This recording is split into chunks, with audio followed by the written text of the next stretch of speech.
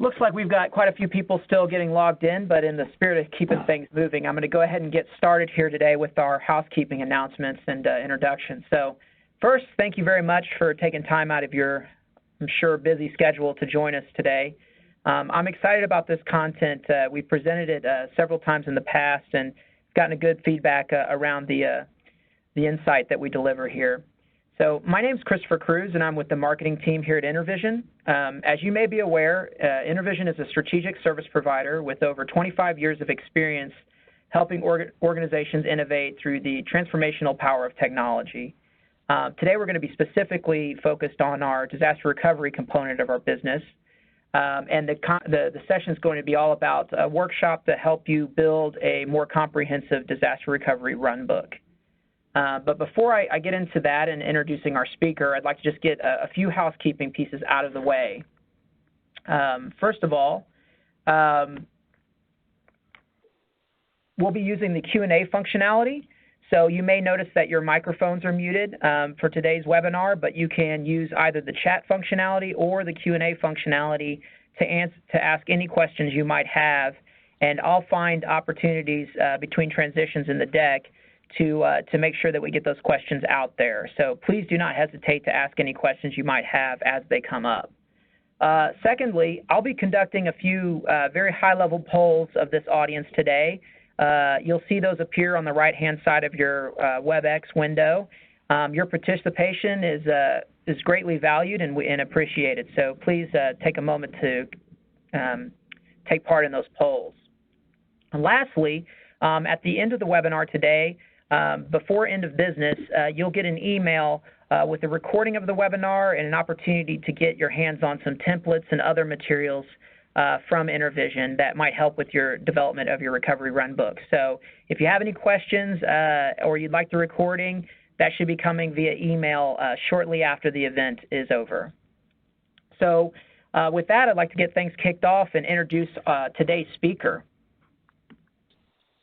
So today's speaker is Jeff Tunn.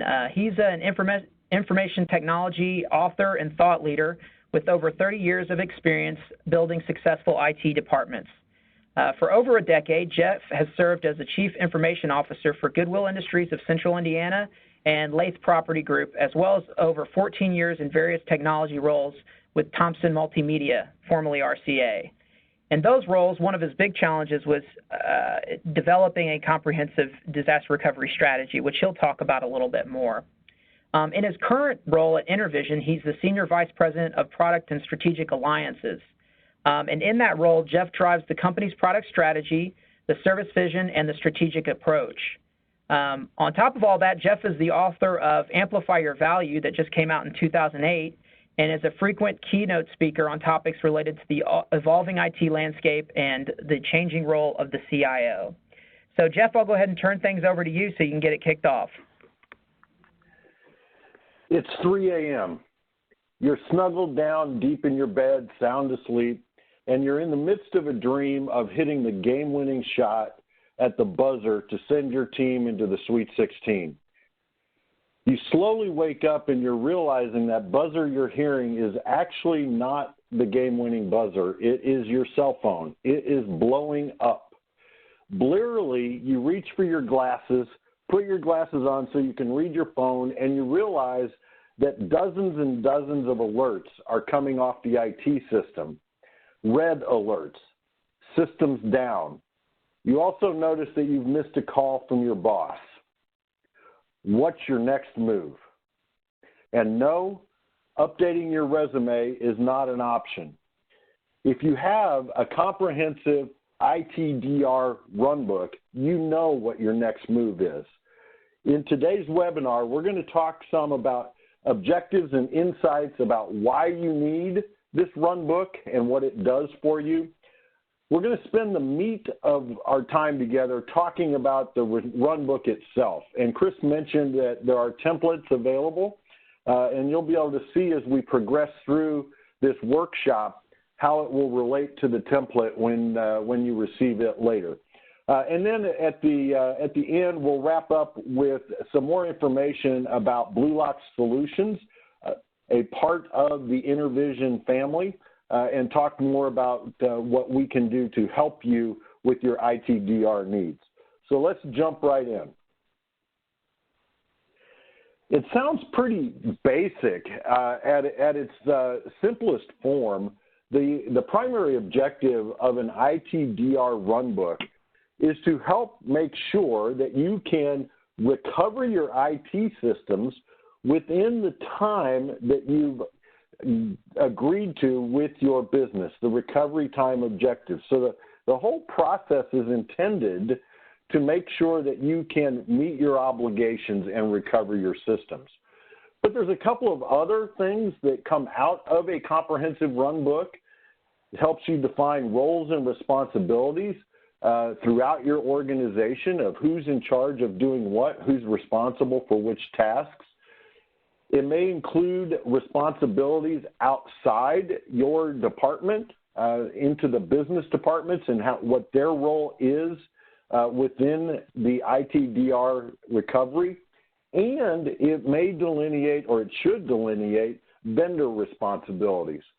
Whether you're a fully in-house shop or an outsourced shop, you're going to be working with your vendors during an ITDR recovery process. And having those roles and responsibilities defined is vitally important. When you look at the numbers, the top causes of ITDR, we always think about disaster recovery in terms of the natural disaster. Well, it is one of the most prevalent reasons why IT shops have to declare a disaster. But you see number 2 on the list is IT failure. And I always love to point out that's really IT systems failure. It's not the failure of the IT department. Having spent 35 years in corporate IT, I want to make sure that we don't get the finger pointed at us for that 17%. But you see a lot of other reasons for ITDR declarations: power outages, floods, fire. One of the ones that has the attention of the executive suite and your board are cyber attacks.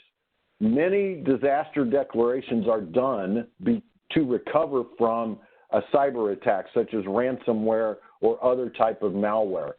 And so you see that there's a lot of reasons, and as you're developing your comprehensive runbook, you want to make sure that you take all those scenarios and more into account as you're building your plan.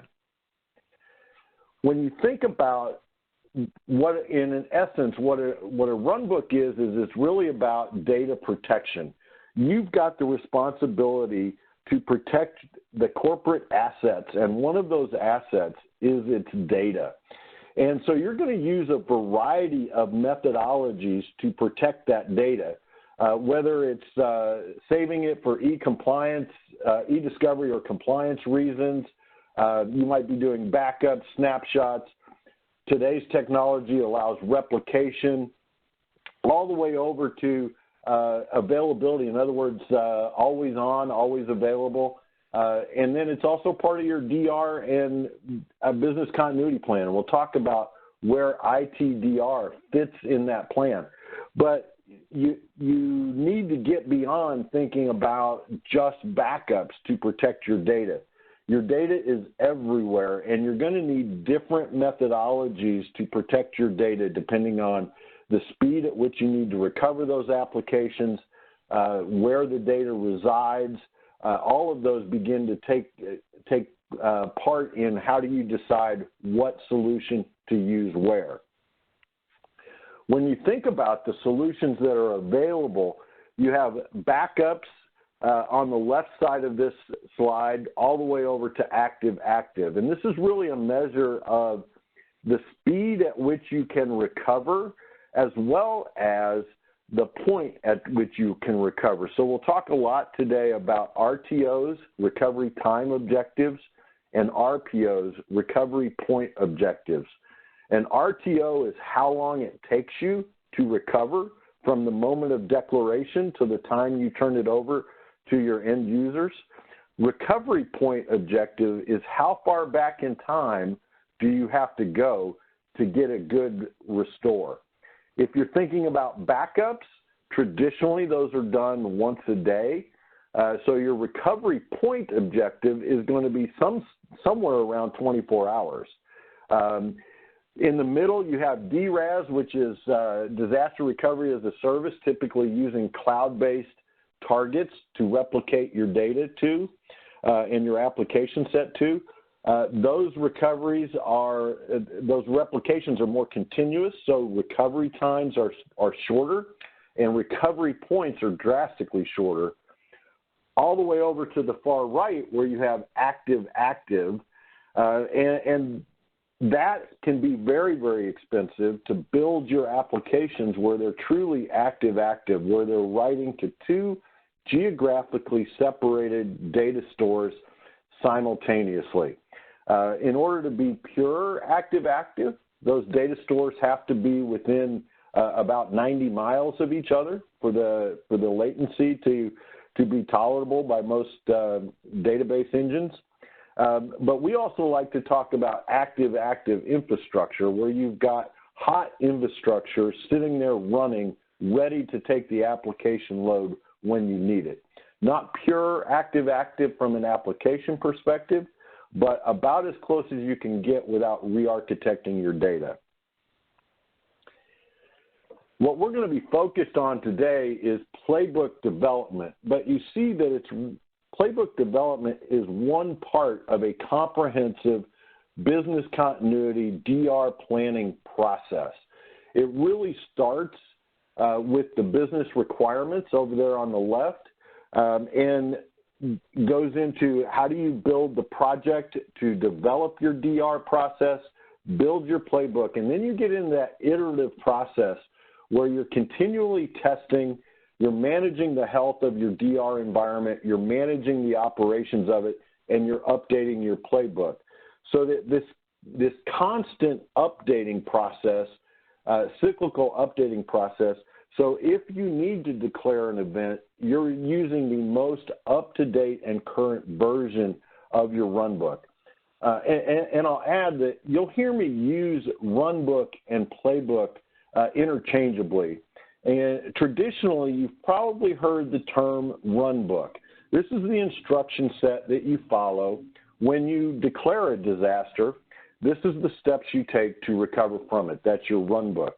We like to call it a playbook because depending on the disaster and the extent of the disaster, you may not perform every step, or you may perform different steps. In other words, you're going to call a different play. If you're doing a full data center failover because your data center flooded and you need to use your secondary data center, that play that you call, that series of steps that run and that you're going to execute is different than if you had a SAN failure that only impacts a handful of applications. So that's why you'll hear me use playbook and runbook. Just think as a playbook as a superset of a runbook, multiple iterations of that. Your ITDR plan should fit as a part of your overall business continuity plan. And that really is key because there's more to recover. Depending on the nature of the disaster or the nature of the event, there's going to be more to deal with than just the IT systems. Your IT team needs to be very, very focused on recovering those systems. They don't need to be worried about, well, what office space are your employees going to use, or where do they report to find out the latest updates. That's all becomes part of your business continuity plan. And so the ITDR plan fits underneath of that as a very significant piece. Now, I put this slide here to talk about the tiering of applications, and there's some branding in here that I want you to be aware of. Bluelock Solutions is the disaster recovery arm of InterVision, and we have three products, if you will, in our DR suite. We call them DRAS Run, DRAS Ready, and DRAS Restore. And think of DRAS run as that active infrastructure that I mentioned earlier. It provides recovery in seconds to minutes. DRAS ready is that warm environment that provides you recovery in minutes to hours. DRAS restore is kind of a cool environment. It's backups for the purpose of recovery, usually in days or weeks. I point that out here in the presentation because we're going to be talking a lot about the tiering of your applications. If you're a shop of any size, an IT department of any size, you are not going to be able to recover all of your applications at the same time, either because there's so many of them or because you have predecessor requirements from one application to another. So you're going to tier your applications into recovery tiers. And that's really the point of DRAS run, ready, restore. You look at the application, you determine how fast it needs to recover and in what sequence it needs to recover, how much value is it to the business, and you assign that to its tier based on those questions. So with that as an introduction, let's jump into what are the key portions of a disaster recovery runbook.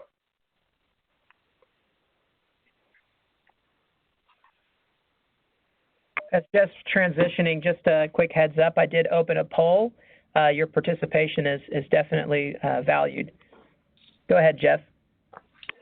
So you'll see reference, as I mentioned in this deck, to sections. And when you receive the template after the workshop, you'll be able to see how these relate to the various sections of the runbook.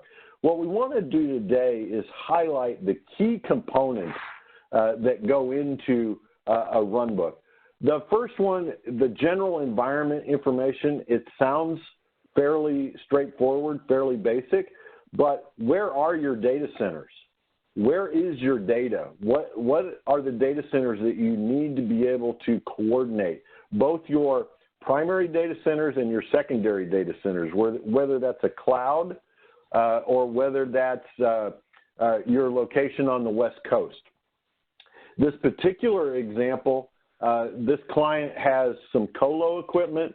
They also have a DRAS run, ready, and restore environment, as I mentioned earlier.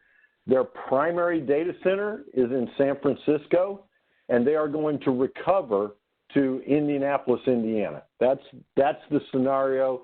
So that's where the data centers are, and it provides phone numbers in here. But your first section is, here's what we've got. At a very, very high level, where is our data?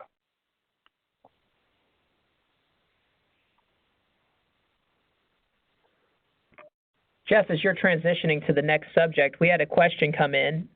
Yeah. The question is, and I think you're going to touch on this later, but is it true that DRAS times do not reflect the overall RTO for an organization? Seconds to minutes looks like Zerto or SRM buttons being pushed and not inclusive of external access to end users to the applications or services themselves. Am I right?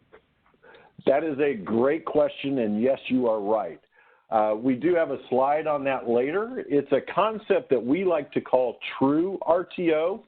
And when we get to that, if I don't touch on that, when we get to that slide, one of the things I do want to call out is managing the expectations of your business beyond pushing the button on Zerto, so to speak.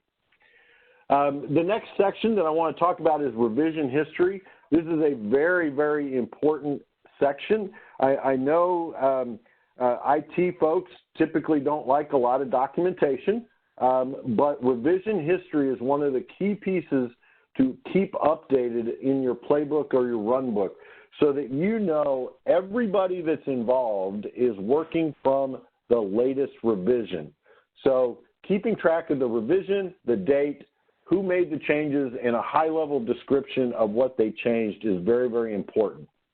We find a lot of folks will update their ITDR plan, their runbook, either right before an ITDR test or right after a DR test to update with lessons learned. We recommend both. Going in beforehand, doing a quick desk review of the runbook before you test making any updates, going into the test, performing the test, and then when you're done, make any revisions to things that you learned along through the test. But keep your revision history. One of the key portions of your ITDR plan is contact information. You've got to know how to get a hold of people in the event of some sort of emergency. And you'll see that we've got work numbers, alternate numbers, tertiary numbers, email address, alternate email addresses, because you never know. You don't know how you're going to need to get a hold of people. If you've got on-premise Exchange, for example, as your email system, and your data center is gone, you won't have access to email. So do you have another email address, a personal email address, to get a hold of your key resources? If all you have is a cell phone, depending on the extent of the disaster, the cell towers may be impacted. If you're in a hurricane zone or a tornado zone, there may not be cell service. How are you going to reach people so that they can help recover the systems? The other thing that I like to point out on this slide, and I know we'll talk more about it later, is having a clear chain of command for who can declare the failover. Doing a failover can be relatively expensive and laborious. So you want to make sure that you've got the criteria defined as well as who makes the decision. We'll talk more about that when we get to the section on declaring a disaster, but it's important to point that out here in your contact information as well.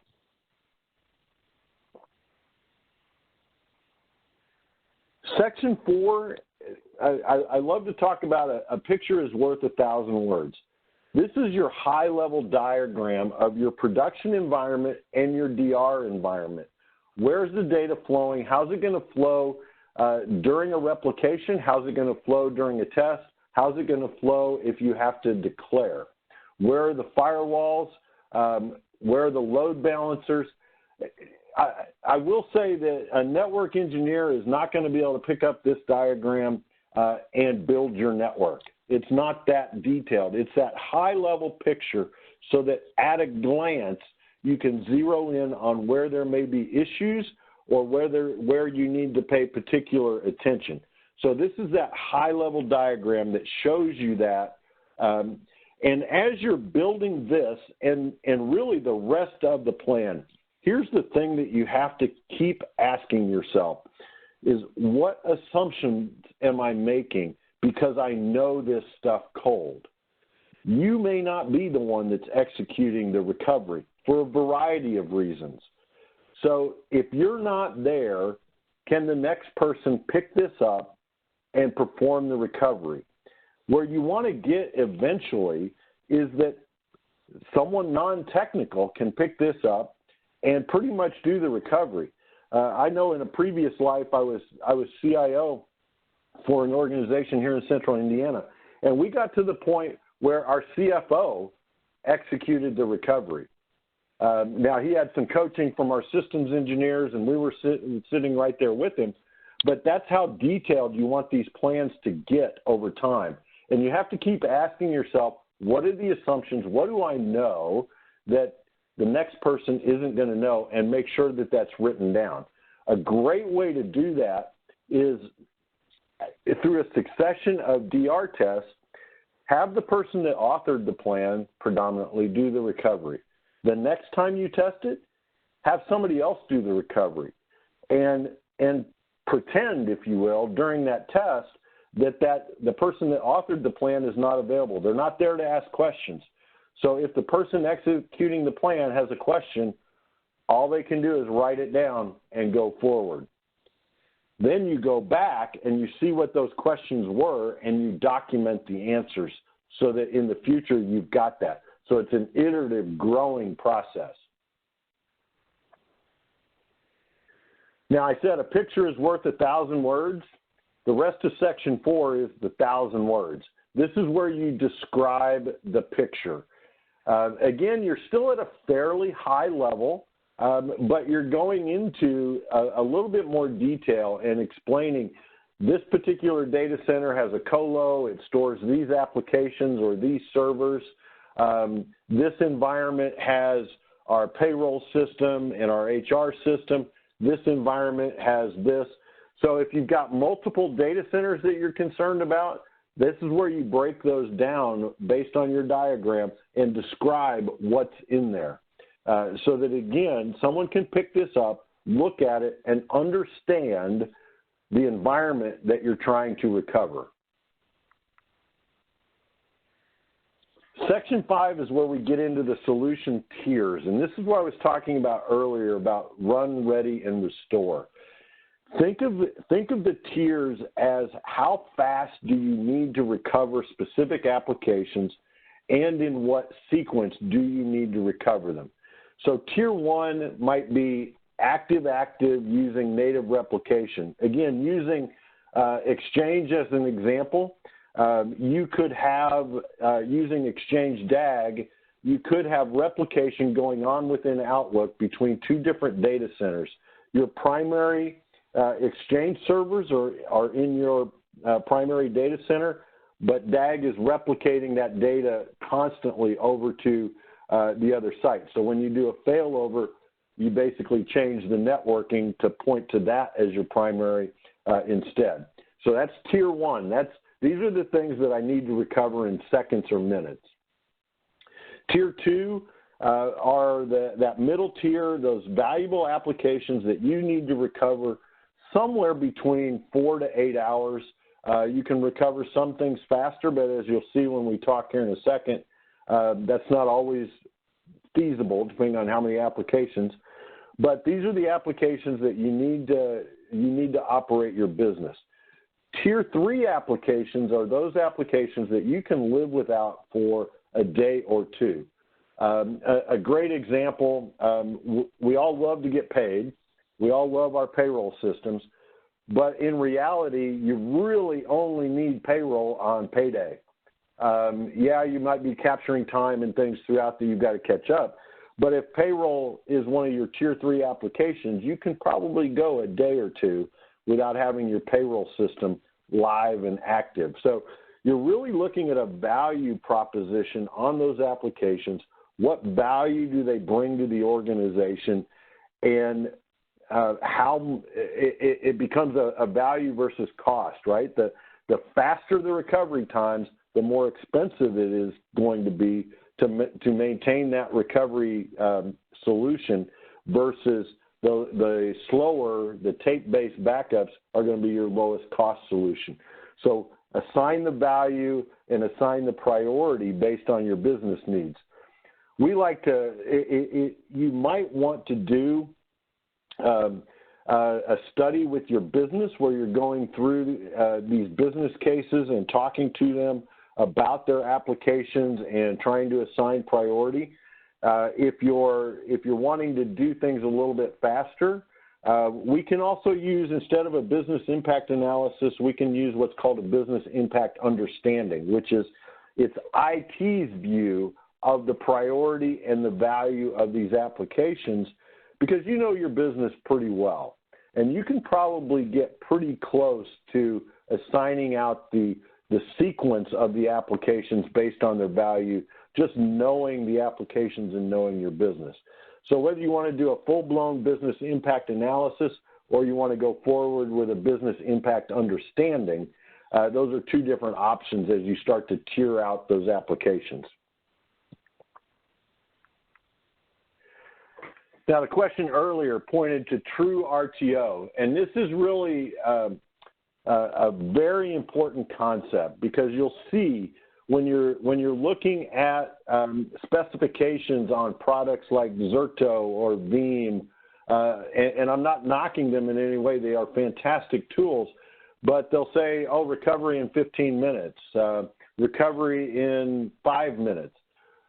And typically what they're talking about are the machines have booted, right? So you push the button and Zerto or Veeam or one of the other tools has done its magic and the machine has booted.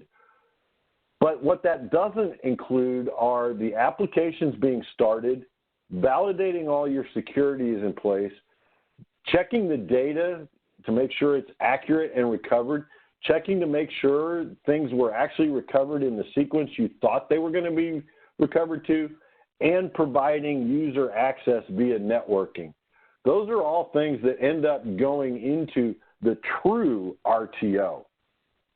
And so I encourage you, when you're talking with your business partners, with your colleagues that are in the business divisions, talk in terms of true RTO and use this slide to educate them on the work, because they'll read about these fantastic recovery times.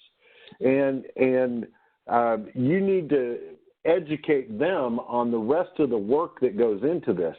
The other thing to think about is a concept of recovery waves, and I don't think we have a slide in this particular deck about waves, but as we talked about the tiers, tier 1, tier 2, tier 3, you may have 200 applications that are in tier 2.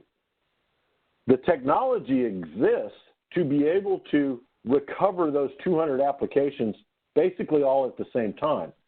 But you as the IT team do not have time to do 200 applications through the rest of this process all at once. So you may break down your recovery tier into waves and say, well, we're going to do these 10 applications, then these 10, then these 10. And that whole timeline is considered the true RTO, because that's, in the end of the day, that's what the business cares about, is when can I use my application? To the business, that's the recovery time. And so if you talk in those terms and set expectations in those terms during the process of building your plan, you'll be under far less pressure when you do have to declare that recovery, or when you're doing your test. People understand and appreciate the other work that goes in to other than just pushing the button and recovering to a boot screen.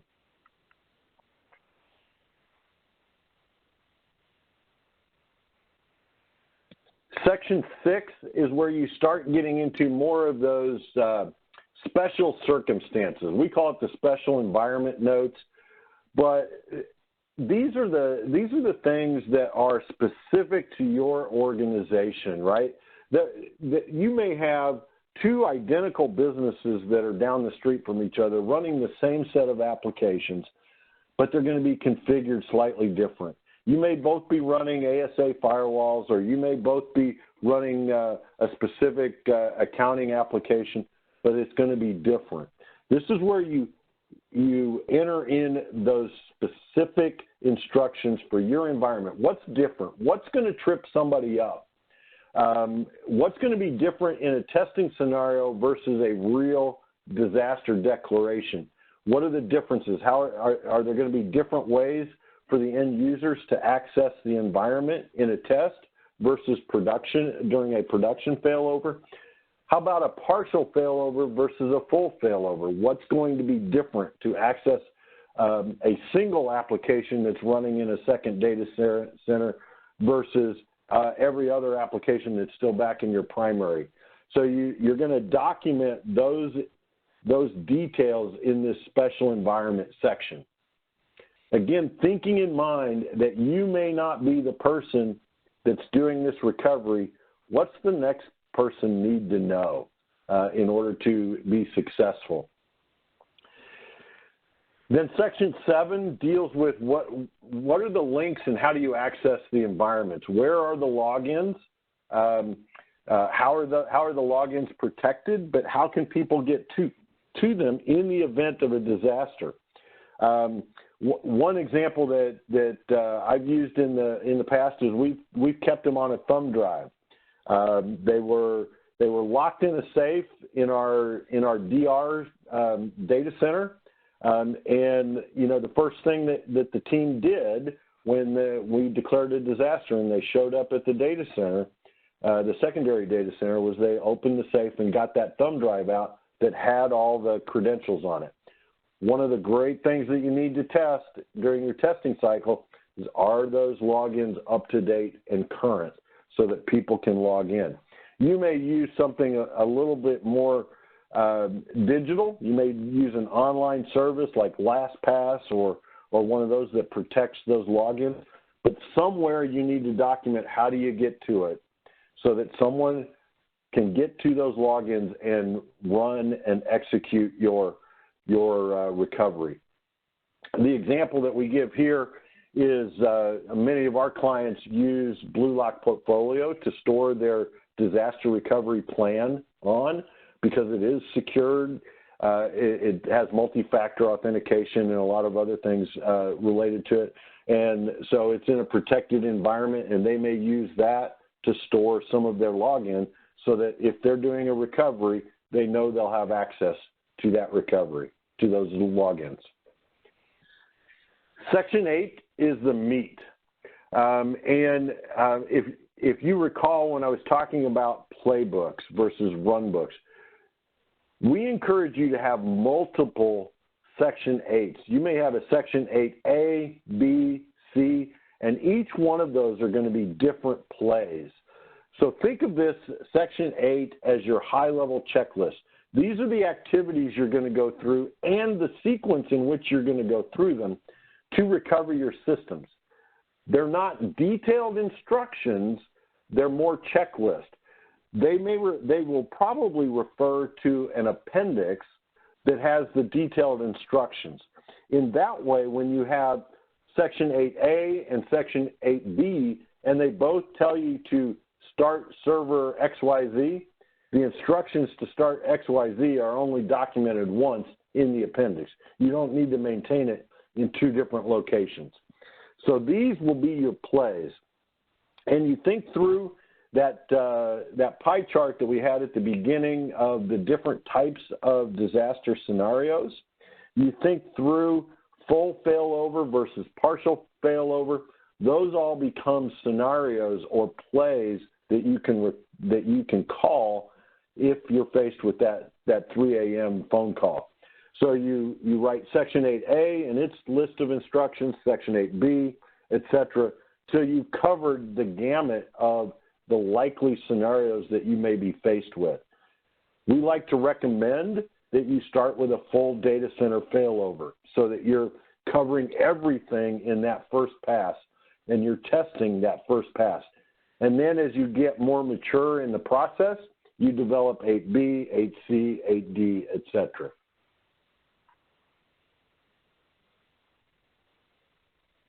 Recovery testing is a vital step in the creation and maintenance of a DR runbook.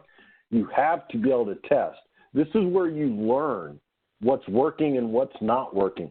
I can remember Chris mentioned that I've been doing ITDR for a very long time. It goes back to a decade that starts with an 8, I think. And the first DR test that the application group was involved in, the test itself was an utter disaster. We were not able to recover application 1 to get started. And everybody was all very hangdog and depressed because we'd worked so hard and we had a lot of challenges. But when you look at it, what we learned in that 2 or 3 day experience of trying to recover those systems was invaluable. So we took those lessons learned, documented the issues, documented the answers, so that the next time we ran a test, we were able to recover the applications. So look at it as a learning opportunity. This particular chart is a great one to use, excuse me, is a great one to use if you're partnering with a company that's going to help you with your disaster recovery services. This kind of gives you the idea of where your responsibilities are versus the vendor's responsibilities are. It begins to be a RASI chart if you're familiar with those in how you recover. So this is a great conversation to have with one of the vendors as you're talking with them about what do they do in a DR test versus what do you do. I had a conversation the other day, and in fact, it's going to be on our podcast, Status Go, coming up here in a couple weeks, about networking. It doesn't matter what goes on in IT. It always comes down to the network. We find that in working with our clients, the networking aspects of building a DR process and then testing and failing over, the networking is the most complex portion. So in Section 9, you're going to detail your network failover configurations. And the example that you see there is a pretty simple one. It only has 3 VLANs. But those are 3 important VLANs. How are you going to interact with the recovered application in a recovery scenario? How are you going to interact with those assets during replication? And how are you going to interact with those assets during a test? Those are probably going to be 3 different VLANs in order to access that information and those applications. Because when you're running your test, you don't want to have to stop replication. So you don't want to use the same VLAN for testing that you do for replication. When you're in your recovery mode, you want to be able to create a fail back scenario. So you want to be able to replicate back home again. And so you need a separate VLAN for that. So take those things into consideration as you're designing your network. And then Section 9 is where you document those so that you know the different scenarios that have to be built upon recovery.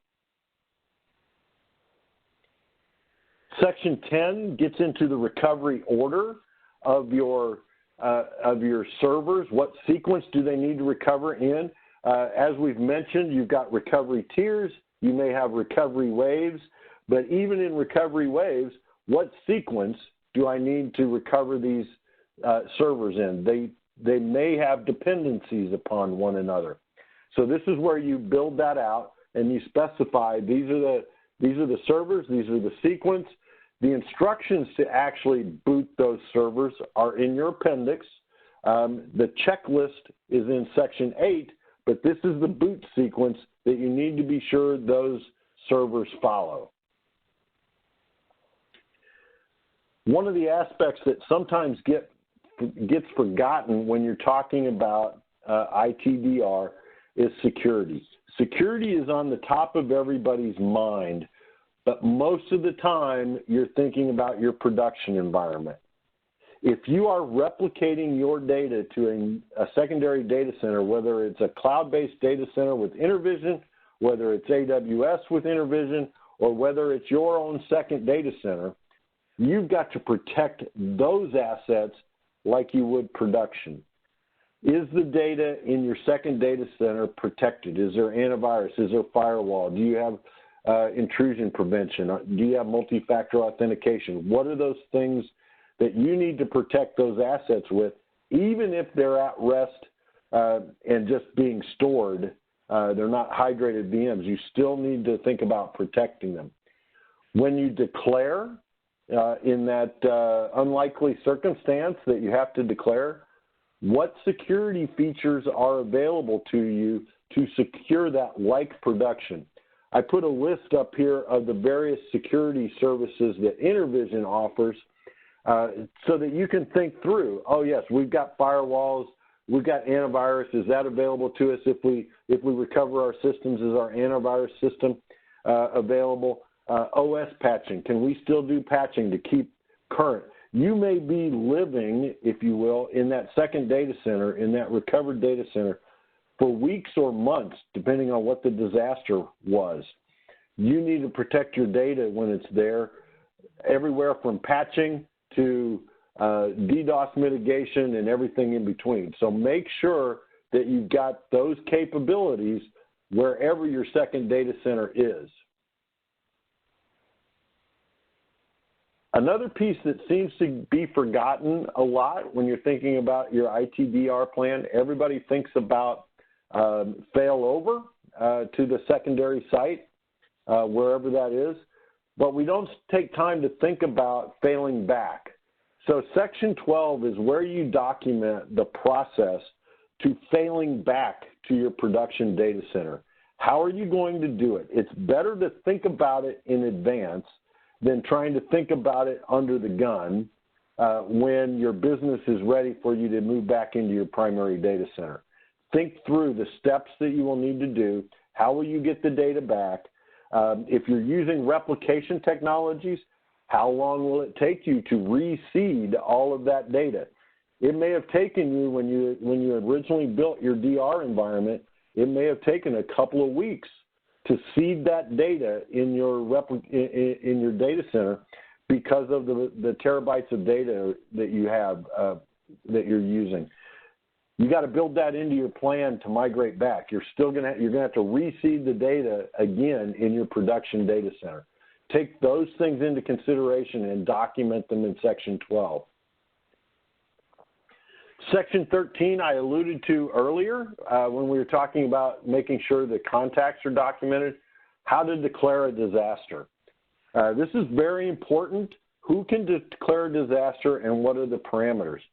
When I was CIO for Goodwill, we had 4 people that were responsible for getting on a phone call in the event of a disaster. It was our CEO, our CFO, our Chief Operating Officer, and myself, the CIO. The 4 of us would get on a phone and talk through what are the issues, how long is it going to take, how long are we going to be down for, what are the impacts, and then we'd make the decision. If one of us wasn't available, the other 3 knew that they had to proceed. If 2 weren't available, those 2 would make the decision. If only 1 was available, whoever dialed in was making the call. But we had defined parameters because we knew what our recovery time objective was. And so if the outage was anywhere close to that amount of time, we probably weren't going to fail over. But if the outage was 2 or 3 or 4 times what our RTO would be, we'd make that decision to fail over. So we had that documented for the executives to use in their decision process.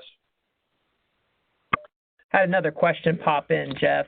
The question is, so when it comes to InfoSec, consider everything in the data flight path, correct? Yes, absolutely. As your data is moving from data center to data center, you want to make sure that it is encrypted and secured along its path, absolutely. So you're looking at that whole path.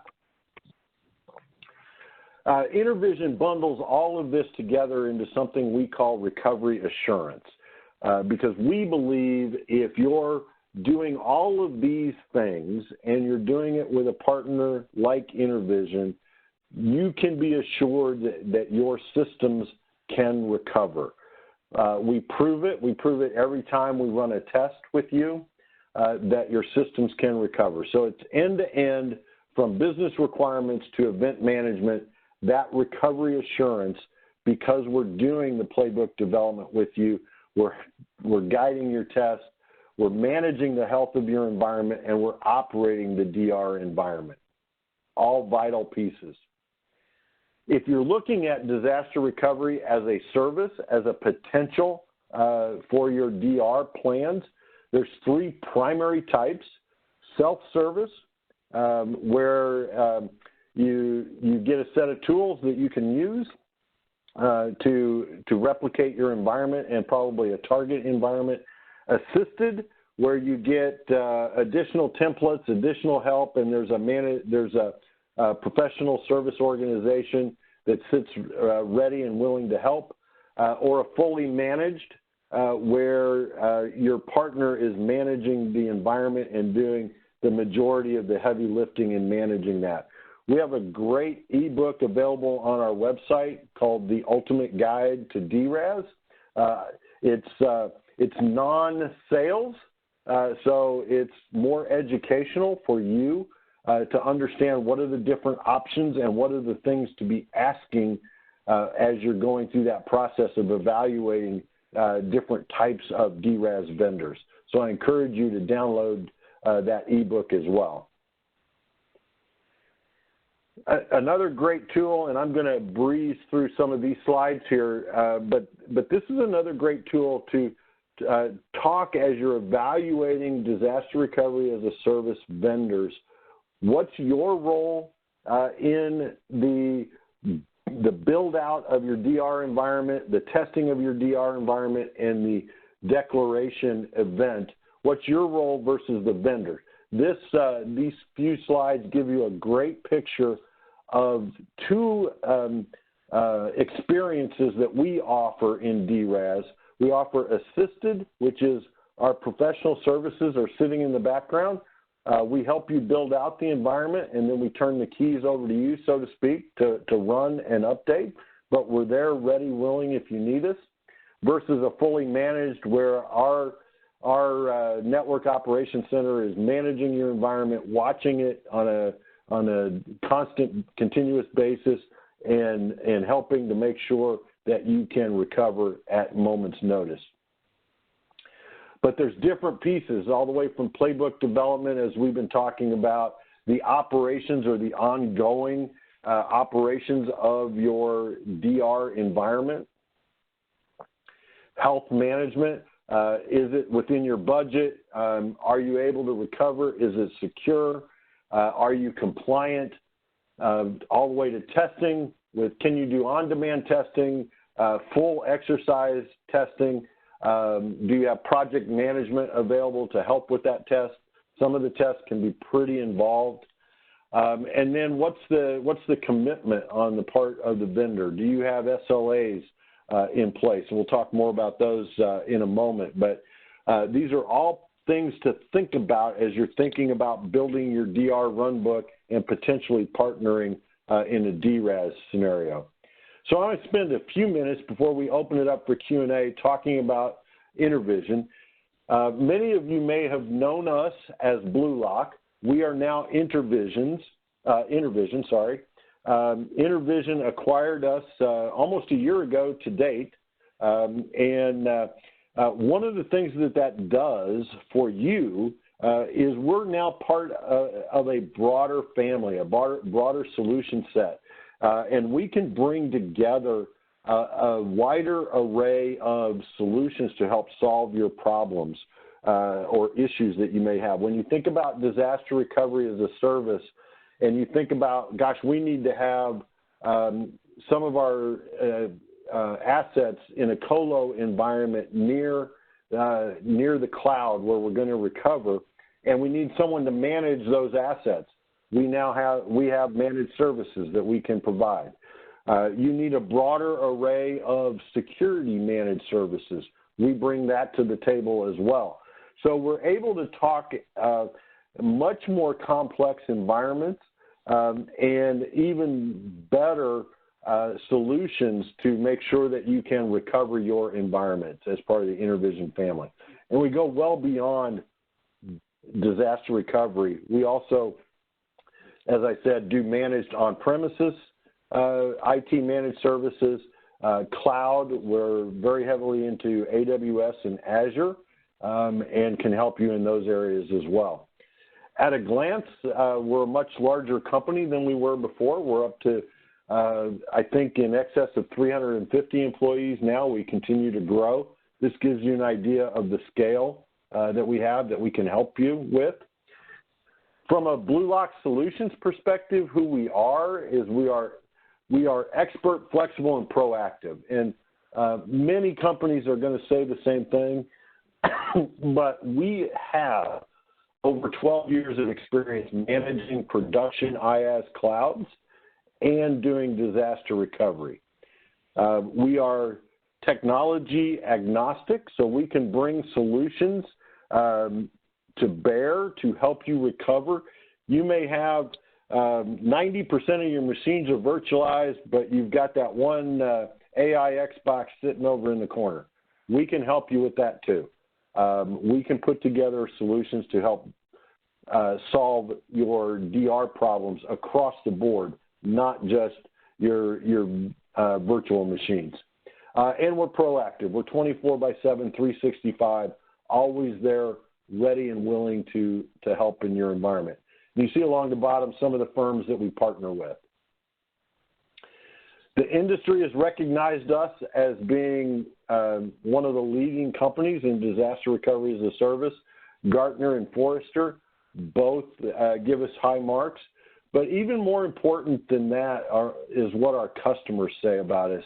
You see some quotes on this slide from Brian Cave and Goldberg Cohn and VentureCom, large organizations that trust us with their disaster recovery solutions. We're very proud of the NPS score that we have. If you're familiar with NPS, it's on a scale of -100 to a +100. We're at a 90. It's darn near perfect. A 50 is considered exceptional, but our customers and those that work with us love us. And you see that in our NPS score. You can also see it on G2 Crowd or Gartner Peer Insights. As I mentioned, our differentiators are expert, flexible, and proactivity of how we can help you solve your problems. And we provide industry-leading service level agreements. Many times you'll read someone provides 100% availability SLA. But when you read the fine print, what they're talking about is their infrastructure is available 100% of the time. Doesn't mean your replication service is running. Doesn't mean you have a recovery team ready to respond. And it doesn't mean that they'll guarantee your recovery time objective. We provide SLAs in all 4 of those areas, and we back it with service credits if we're not able to meet those obligations. So with that, I would love to open it up for any additional questions and see if we have any clarifying questions that people have. Yep, Jeff. So I held a few just to keep you in your flow here, but we've got one that, so if their organization has no RTOs in place or RPOs, what would be your recommended process of just aligning with the business and trying to get something in place?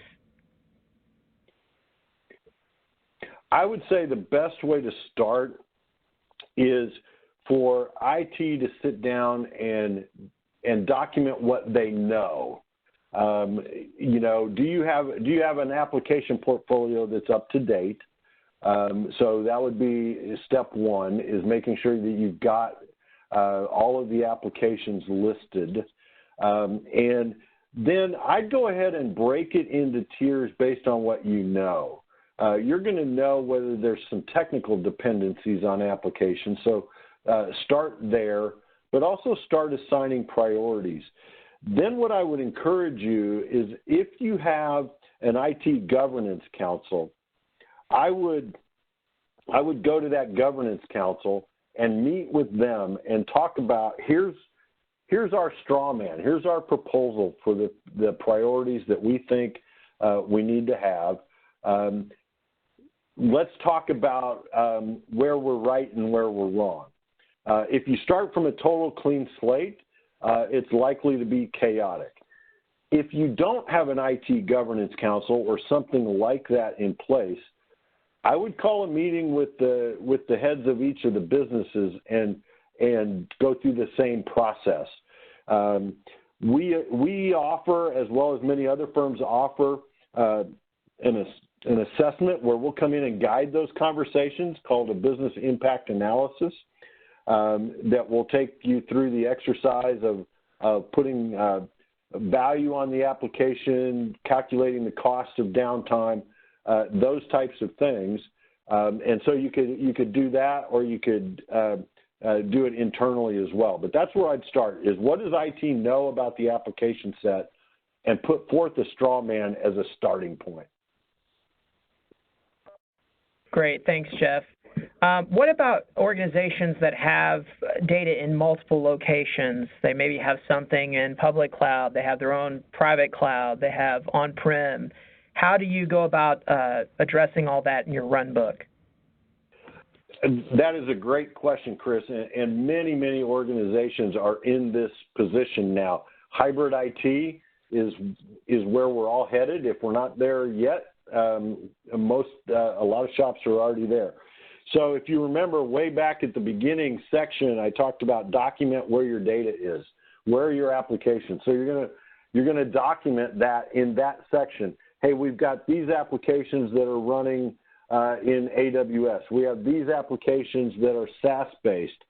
We have these applications that are running in our East Coast data center and these applications that are running in our West Coast data center. Then as you're building out your plan, it flows through the entire thing. That section 4 where you've got the picture that's worth 1,000 words, you're going to have each one of those locations identified, as well as how does the data flow in between them. When you're talking about networking, you're going to talk about connectivity between each one of those locations and each one of those applications. The other thing that you have to keep in mind is protecting that data. And this is something that we find a lot of companies don't look at all the time. Is just talk about SaaS-based applications for a moment. How many SaaS-based applications are in your environment? And are you protecting that data, or are you relying on the vendor to do so? We talked to a CIO last year. It was a rather large shop, and he had 100 SaaS-based applications in his environment. Wasn't even on his risk profile, his risk tolerance scale, until AWS had that 8-hour outage a year or so ago. And when they had that outage in I think it was zone 1 of AWS, they lost 65 applications at once. Wasn't even on their risk profile. They had no way to recover those, no way to run them from a different zone within AWS, and those 65 applications were just down. That's just a small example that you also have to protect your public cloud-based applications and your public cloud-based data. So all of that fits into your plan in your playbook, and it does. It adds complexity, but those are also some of the plays that you run, right? You may have a play for, what do I do if AWS Zone 1 goes down?